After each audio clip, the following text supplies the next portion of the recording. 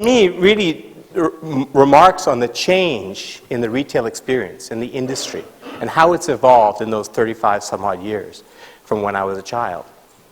Now, I don't know what discussions happened in the boardrooms and the transition that happened from those days when I was 5 to today, and how conversations happened internally to actually drive that innovation.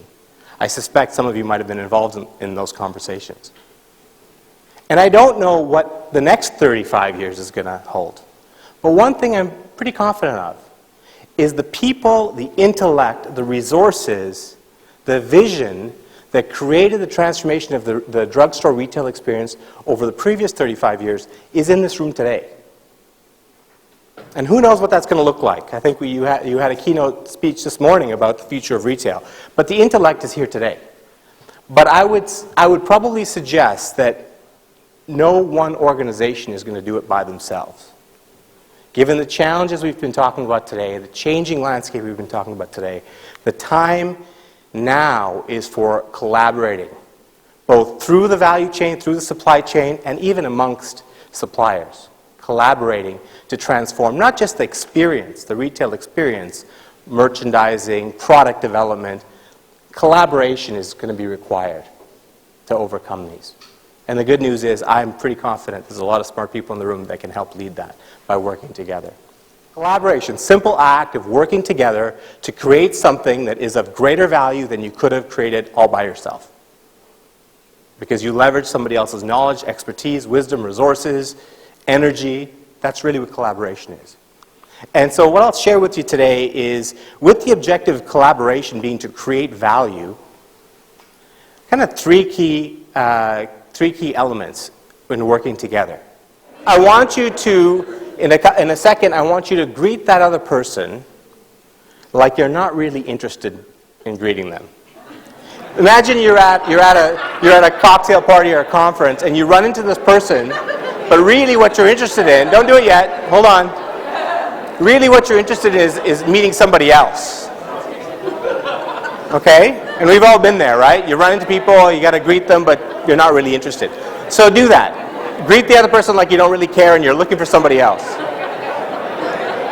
Now I want you to greet the other person like they were your college roommate. And you had a great time. And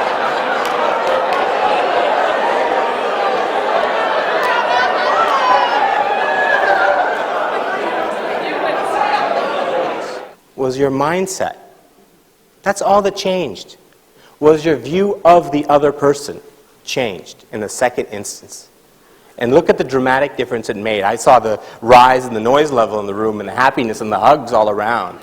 I'm not suggesting that that's the relationship you necessarily want to have with your customers or your suppliers, but the difference was the mindset. So today what I'm going to offer you are some examples and some frameworks and tools that you can apply in your relationships with your customers and suppliers to leverage a shift in mindset.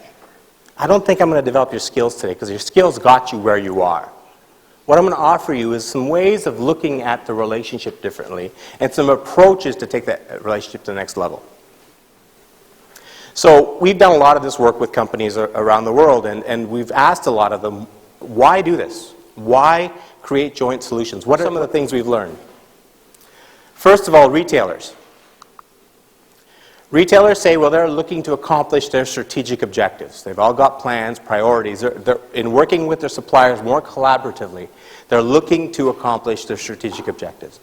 Next, they want to leverage the supplier capabilities. In times where resources are constrained, they want to look to where their suppliers can help them and offer additional capabilities, both talent, money, time.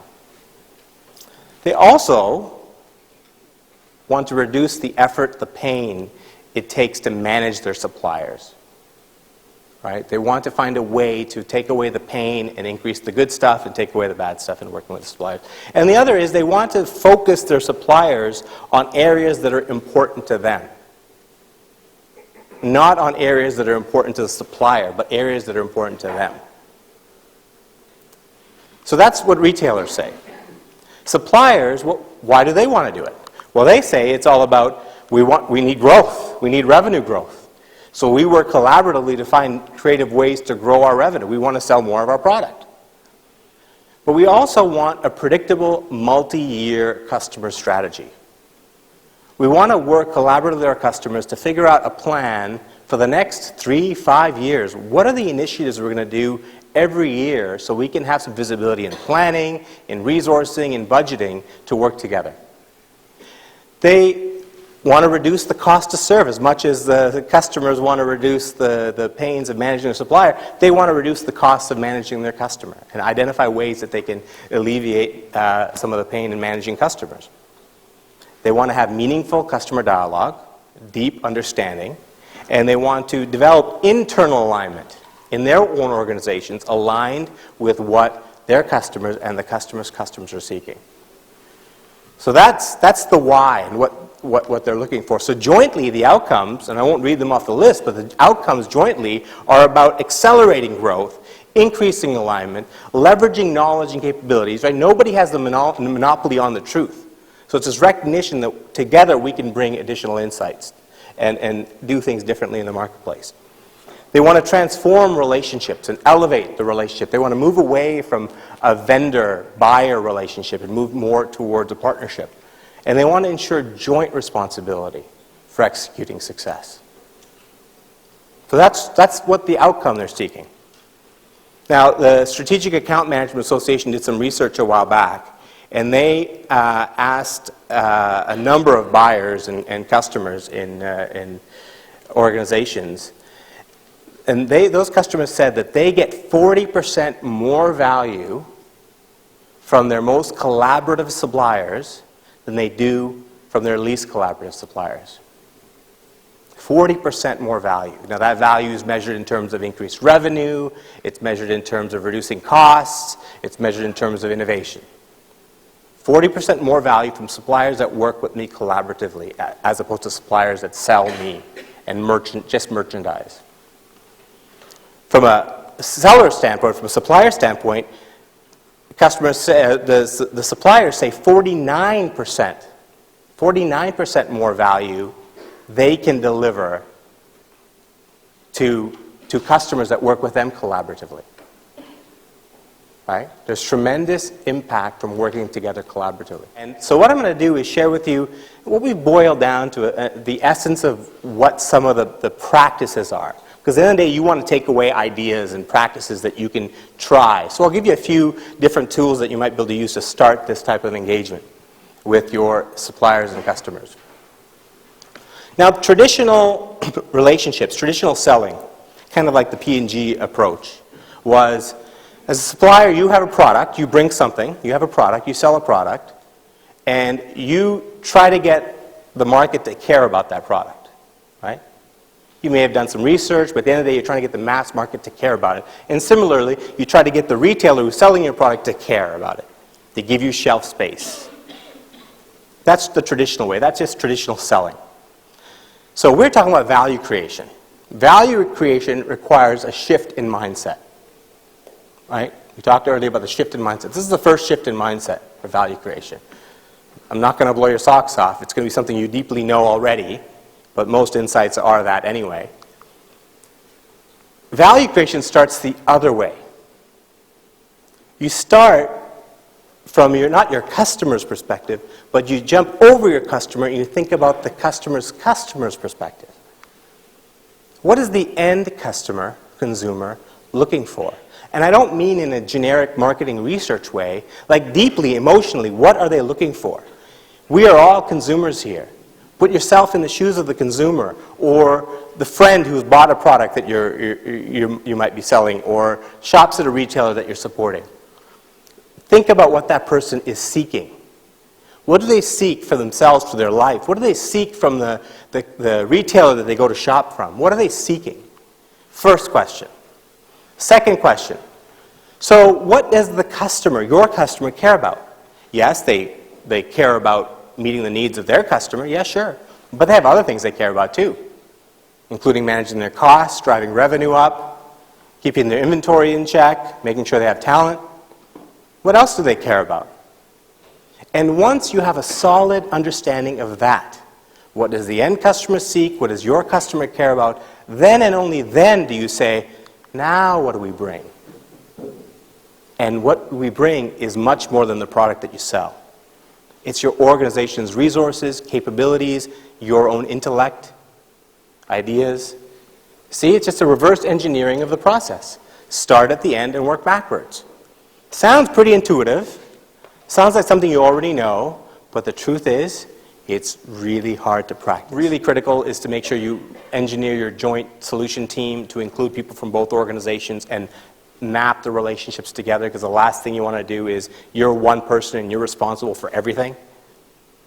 You need to create aligned organizations on both sides of the house that communicate regularly, that own initiatives. That's a key step, not an easy thing to do, but a key element of this to be successful.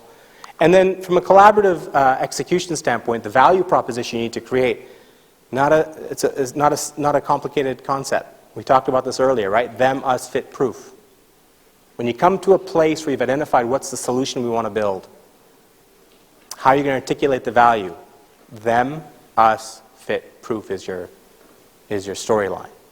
Here's what the customer cares about, here's what we bring, here's how it's going to impact what they care about, and here's the impact we think it's going to make, and here's why we know we can do it. George.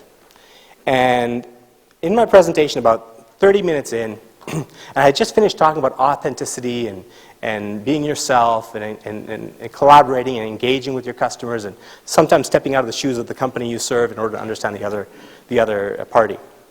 And his eyebrows were furrowed and he wasn't engaged, and I was not feeling the love from this guy. So I said, "So George, what's going on? What are you thinking?" And he shook his head. He said, "I don't know much. I only got a 4th grade education. But one thing my daddy always told me was, son, you always got to be yourself.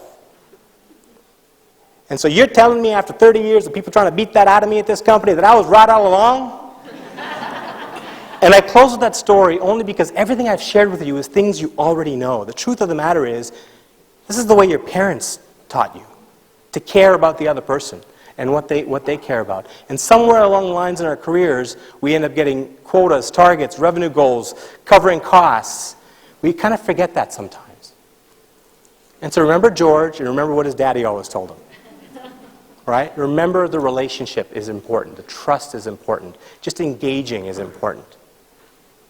And I just wish you all the best and success, and I look forward to hearing some great stories out there and shopping in my drugstore and seeing some of the innovations that you guys come up with over the next several years. Thank you very much.